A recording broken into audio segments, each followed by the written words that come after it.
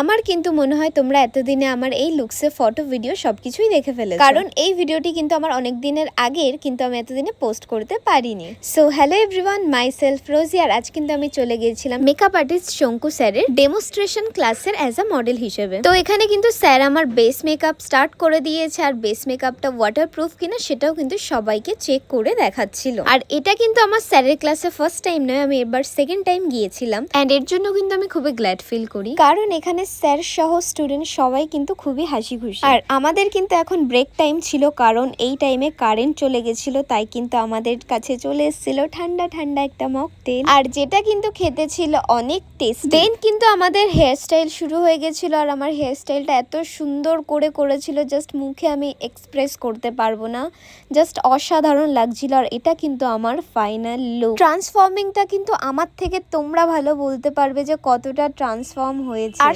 সত্যি বলতে এত নমিনাল মেকআপে কিন্তু এতটা ভালো লাগতে পারে আমি কখনো ভাবতে পারিনি। আর এরকম একটা লুকসে এত সুন্দরভাবে যে আমাকে প্রেজেন্ট করবে, এটাও আমি কখনো এক্সপেক্ট করিনি। আর এটা ছিল কিন্তু আমার ফাইনাল লুক। তোমরা জানিও কেমন লাগছে, আর ভিডিওটি ভালো লাগলে অবশ্যই লাইক করো। Love you guys, tata.